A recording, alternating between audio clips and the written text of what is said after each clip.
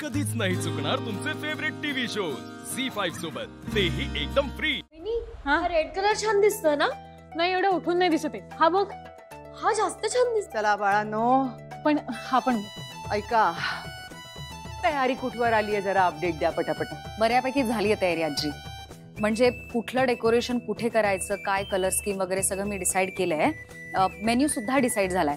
लक्ष्मी आणि सरस्वतीनी मेन्यूचं टेस्टिंग केलंय। हो आजी। आणि गेस्ट लिस्ट तयार आहे, पण कुठले गेस्ट कुठल्या रूम्स मध्ये असतील ते मी आता बघतेय। आपण अगदी मोजक्याच आणि आपल्या जवळच्याच लोकांना बोलवलंय नाही का? मग त्यांची व्यवस्था ही नीट व्हायला हवी। हो आजी। नेण्या आण्याची सोय देखील आपल्यालाच करायला लागणार आहे, कळलं का? हो आजी, सगळी व्यवस्था आम्ही अगदी नीट बघतोय। हो आजी, आणि लग्नाचे दिवस सोडले ना तर इतर सर्व्हिसेस, खाण्यापिण्याची सोय सगळं केलं। तुम्ही अजिबात काळजी करू नका। अरे वा, छान। खरंच तुम्ही तिघी आहात म्हणून हे इतकं महत्वाचं फंक्शन अगदी सहजगत्या पार पडतं। माझ्यावर कुठलंच टेन्शन नाहीये। आजी, तुम्हाला माहितीये दुर्गा वहिनींनी माझ्याकडे कोणतं डिपार्टमेंट दिलंय? सांगा सांगा। कोणतं ग? एंटरटेनमेंट। आता लोकांना एंटरटेन करायची जबाबदारी माझ्यावर आहे। बरं, मग तू काय करणार आहेस? लोकांना जोक्स सांगून हसवणार आहेस?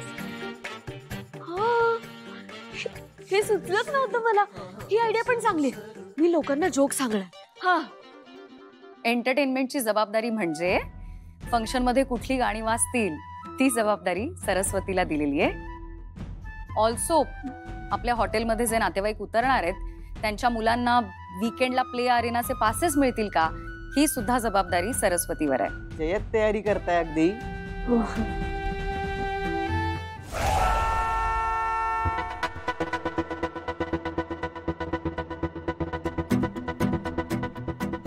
यावेळी कोण आलं बरं? मॅडम, मी बघतो।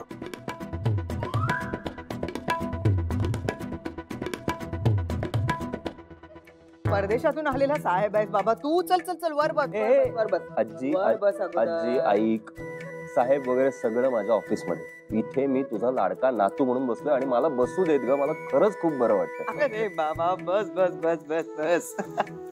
मी कोण तुला अडवणारी रे? हा,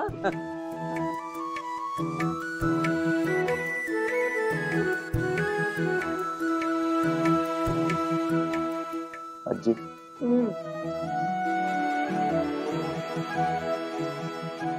आजी मी चुकलो ग। घर सोडून जायला नको होतं। आणि इतकं सहज माफ केलंस मला। करणारच ना? हे बघ किशोर, झालं गेलं गंगेला मिळा। आता हा विषय परत काढायचा नाही, ठीक आहे? हे घर तुझंच आहे बाळा, तुझं इथे कायम स्वागत आहे। तुला जेव्हा मी पहिल्यांदा पाहिलं ना, तुझा चेहरा पाहूनच मला जाणवलं, समजून गेले मी बदललाय माझा किशोर। पूर्वीसारखा राहिला नाही तो। तू बदलला नसतास ना तर दुर्गाच्या एका फोनवरून आपला अहंकार बाजूला टाकून अभिरामच्या लग्नासाठी इथवर आला नसतास। आजी, मी तुझ्याकडे हट्ट करू शकतो ना? म्हणजे करू शकतो। काय पाहिजे सांग? तुझा हा हात माझ्या डोक्यावर फिरव ना।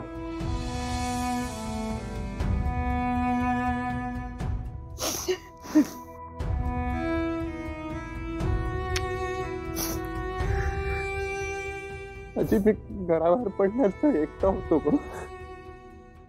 माझ्याकडे पैसे, गाडी, घर सगळं होतं। मी गेलो खरा, पण तुझा हा मायनी फिरवणारा हात इथे सोडून गेलो।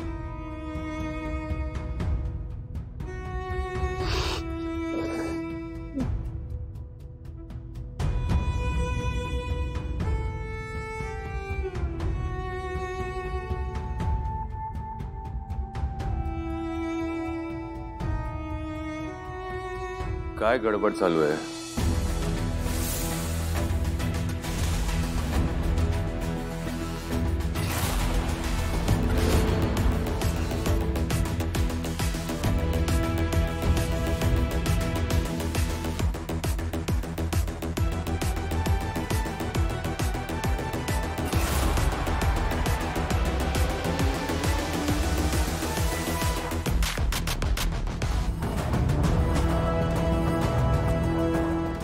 इथे ठेव. हा मागे सरकव.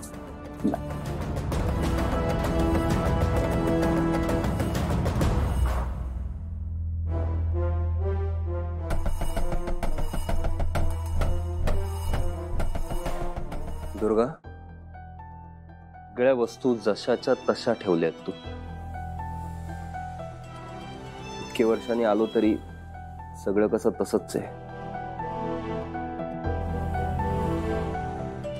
हेच सगळं मिस करत होतो मी. पण तुला अगदी खरं सांगू, ह्या सगळ्यापेक्षा जास्त मी तुला मिस केलं.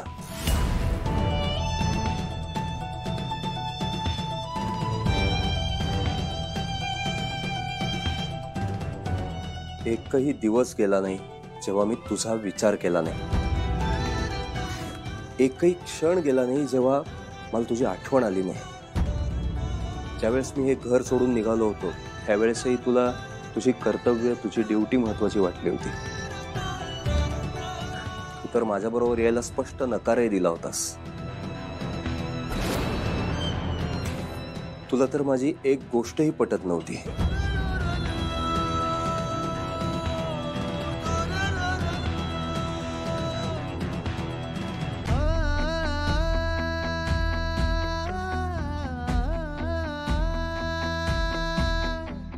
पण तू बरोबर होतीस. दुर्गा, तू बोलणारेस का नाहीस? का सगळं मीच बोलायचंय?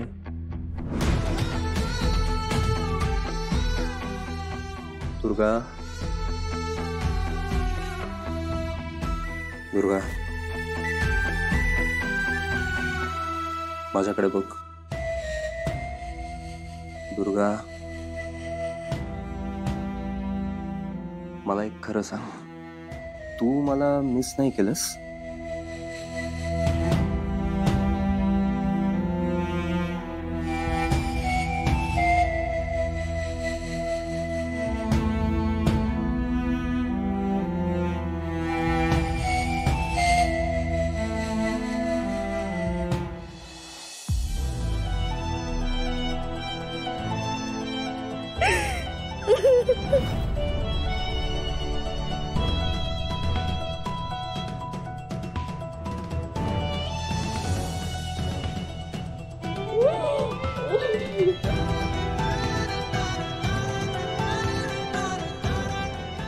दुर्गा, शांत हो.